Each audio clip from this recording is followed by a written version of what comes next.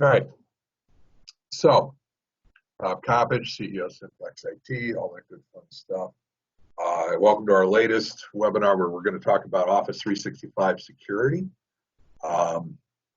And as always, we've got the mics, I think, are all disabled, all that kind of fun stuff, but please feel free to chat.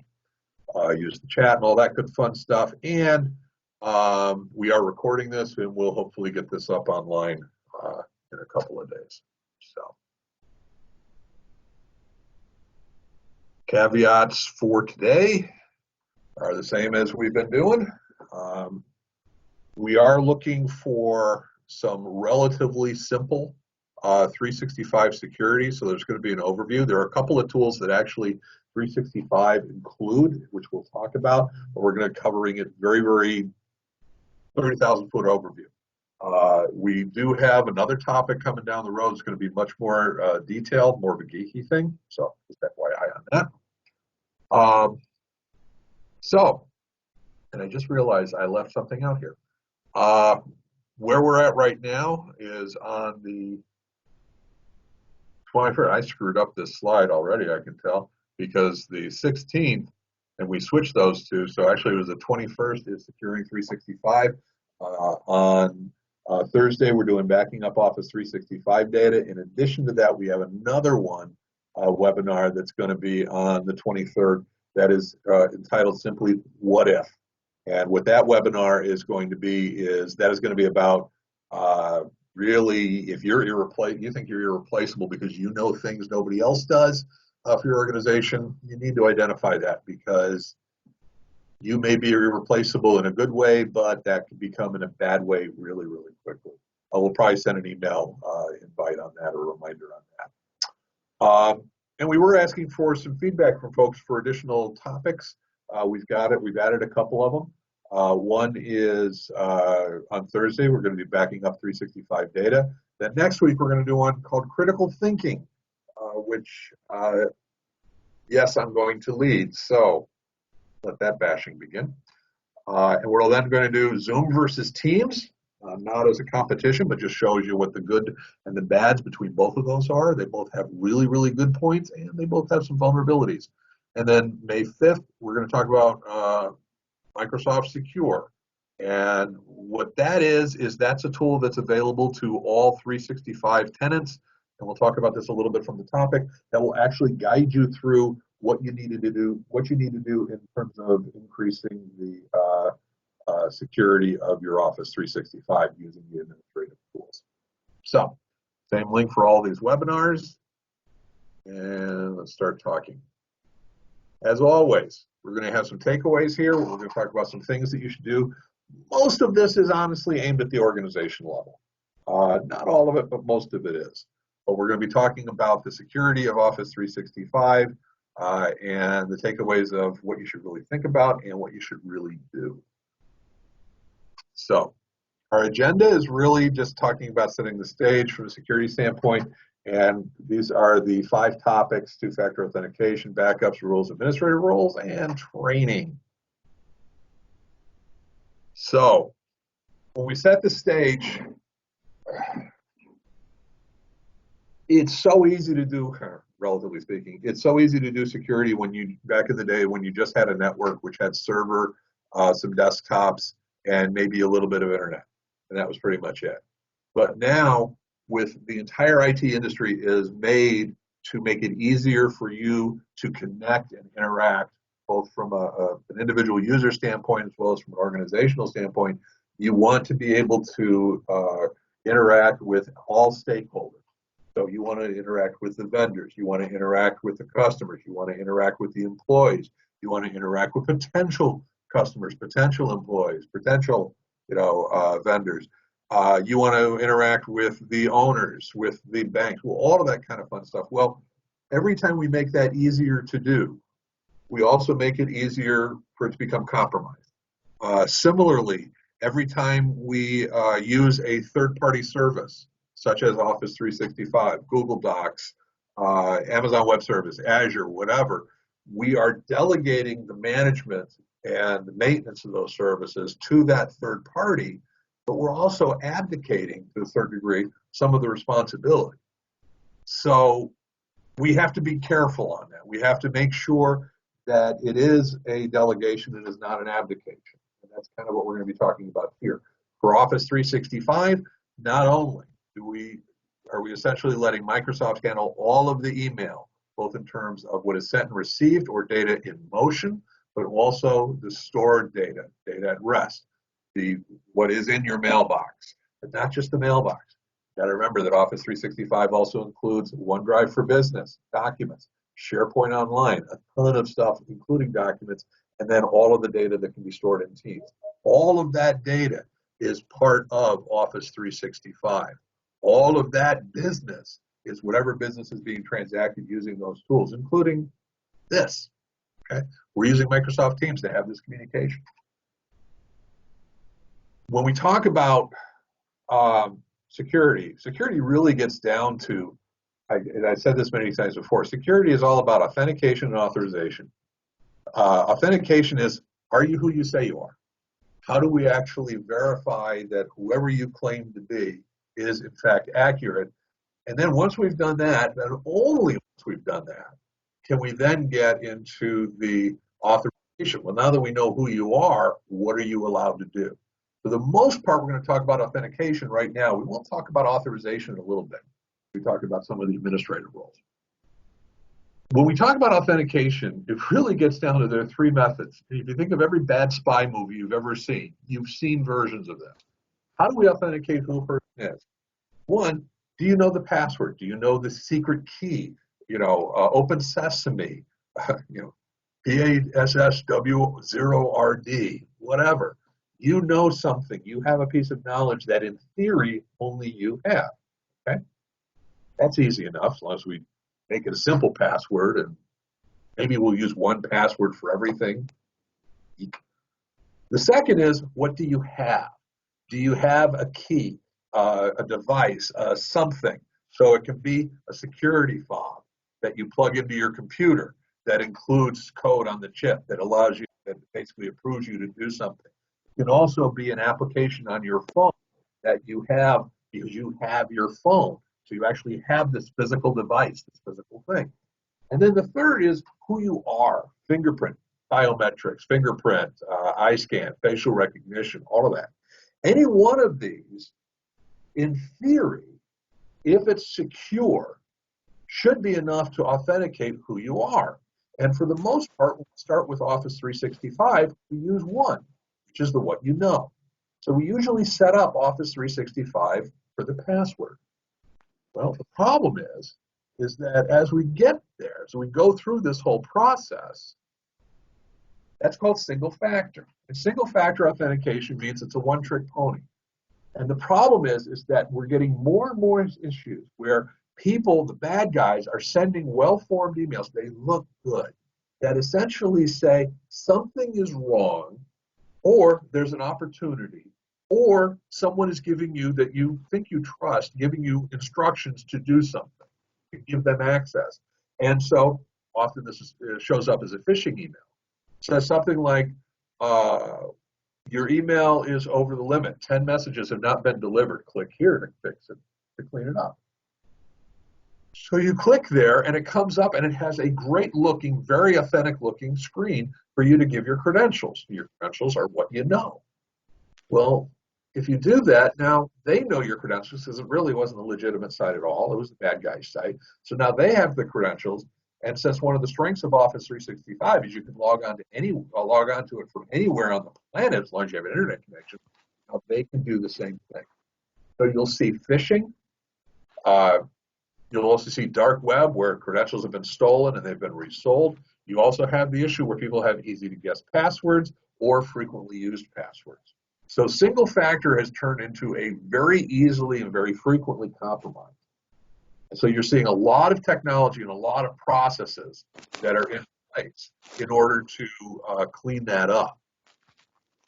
Okay. And one of the challenges with 365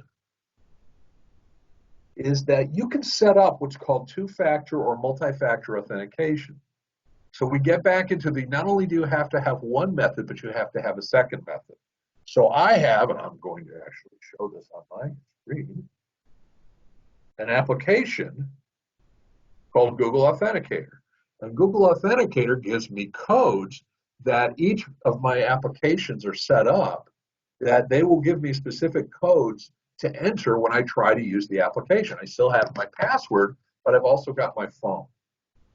So I use the combination of those two things. If the bad guys get my account information, they don't have this.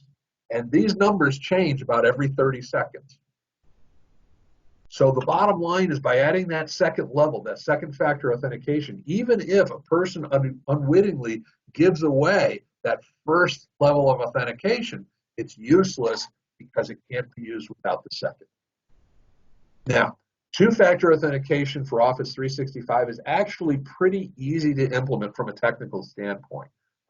There's basically about 3 or 4 steps, depending upon the complexity of the network behind it. There may be a couple more, but by and large, it's just a pain in the butt the first time end users put it into play, because they have to essentially validate their desktops, and you have to approve them that one time.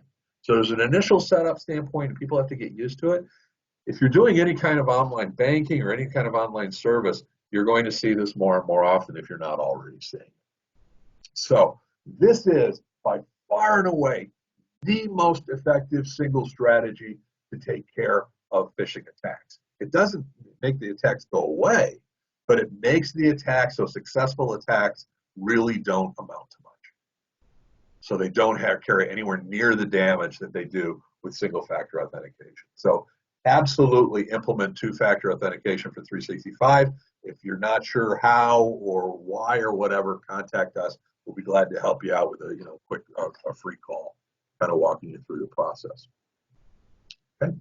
Second thing I want to talk about is the data. And again, on Thursday, this is our next topic, is Office 365 data.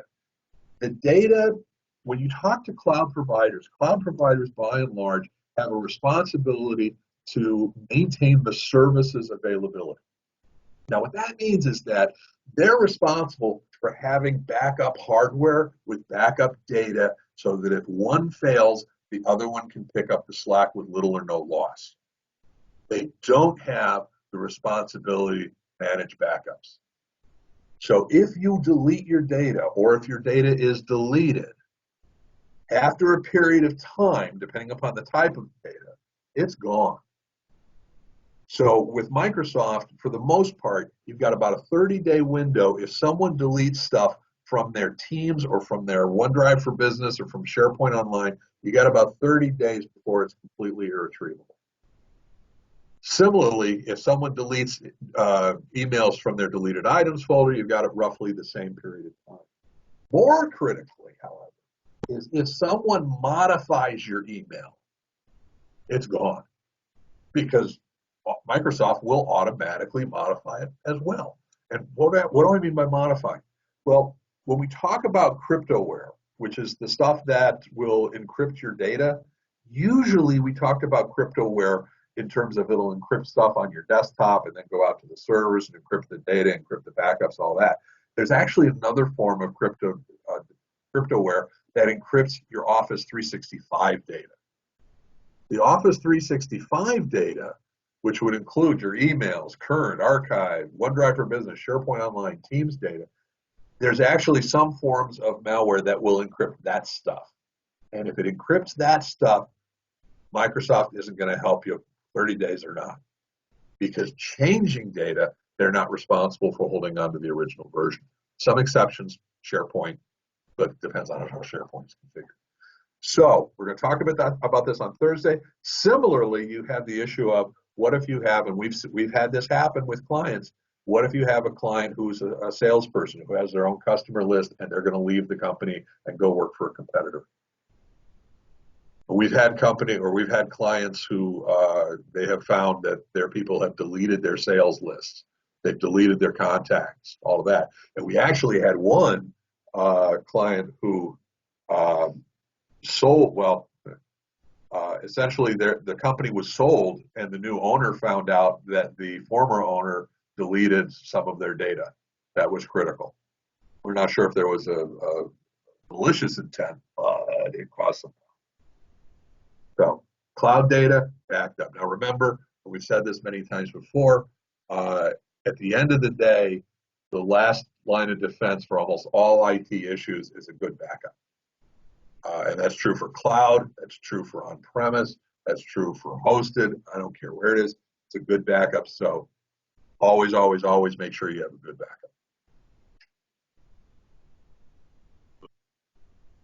So absolutely. The second issue, these are the two biggies. Implement a cloud 365 backup strategy. I can't stress those two, the multi-factor authentication and the cloud backup strategy. You implement those two things, you have taken care of probably about 80% of the vulnerabilities you face. Okay. And let's see. Not seeing any questions. So we'll keep going. Rules. Rules are weird. Okay, password. Richard asked, what do I think about programs like KeePass and Password Wallet? Absolutely.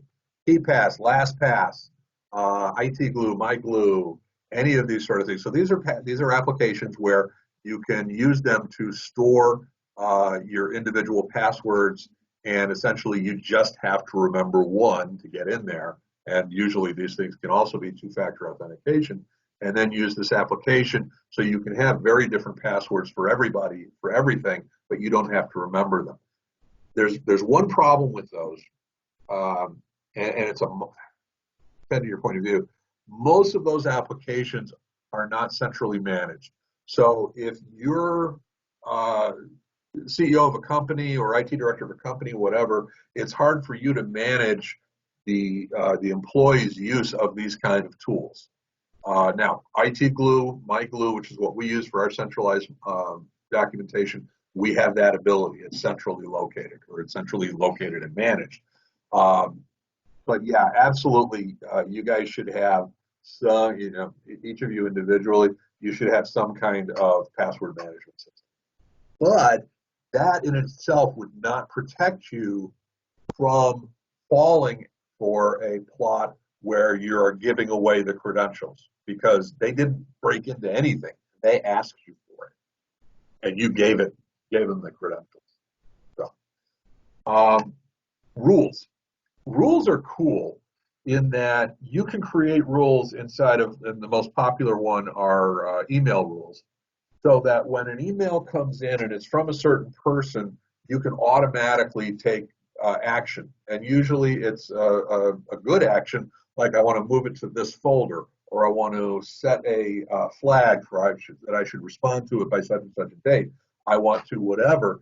And those rules can be in the cloud, meaning part of the Office 365's internet servers and the like, which means that it doesn't matter if your Outlook is running or not. It's going to run those rules automatically. So people could be receiving emails that they think are from you, when in actuality the email got automatically responded to and status is set and then moved to a particular folder because of who it was sent from or the like. Well, that can also be used by bad guys. And so one of the things that the bad guys do with rules is they will actually set up a rule so that if they break in and they get your 365 credentials or an employee's 365 credentials, that they will automatically just generate all these bad emails from you to your contacts or people who have emailed you in the past automatically, and then delete them from the sent items folder so that you sitting there with your Outlook never know they got sent. And then if anybody replies to those emails, it will delete those replies. So what ends up happening is that these rules are going, and the rules can send emails to contacts, it can hide activity, it can encrypt data, it can do all these kind of things, and you don't know it, because all of the effect of it are deleted before you see it in your Outlook. So one of the things that we've done is in Office 365, we can create alerts that tell us when some of these rules are created. So that if somebody falls for this, then there's a forwarding rule or the like created, we can immediately go, oh, okay, that was wrong. wasn't intentional. Let's stop it. Now, when I say immediately, it usually takes about 10, 15 minutes before we see the alert, but at least we know about it. And we found a couple of cases, and we've actually done other things to block it so it doesn't happen as often. But we've seen a couple of cases over the past year or two where this has found out when someone fell for a ransomware phishing attack or the like. So rules need to be monitored, need to be managed, and this needs to be done most effectively by the 365 administration. Okay. Speaking of which, Office 365 has, we almost always talk about the global admin. The global admin has all the keys to the kingdom. They can create users, delete users, create rules, add licenses, get rid of licenses, add aliases, do all sorts of things. And often we give those out way too easily.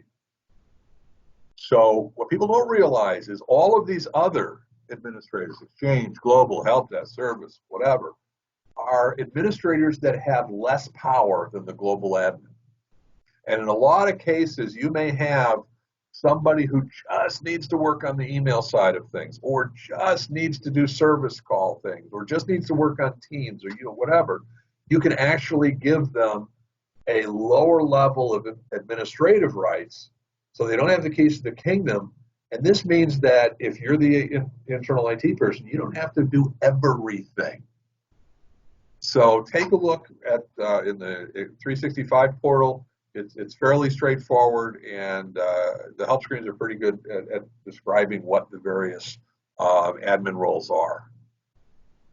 And the takeaway on that is take a look at all the 365 accounts with admin rights, all right, and see if those people have been given administrative rights that should be a lesser admin role than global. All right, you shouldn't have global for everybody. And then the global admin account shouldn't have licenses, meaning that if someone is a global administrator, that account should not have a mailbox, should not have a login that is normally used. The reason why is because global administrators are people too, rounding up. They may fall for the same trick. And if their account gets compromised and that account is a global administrator, not only do the bad guys get access to that person's email, they got access to everything.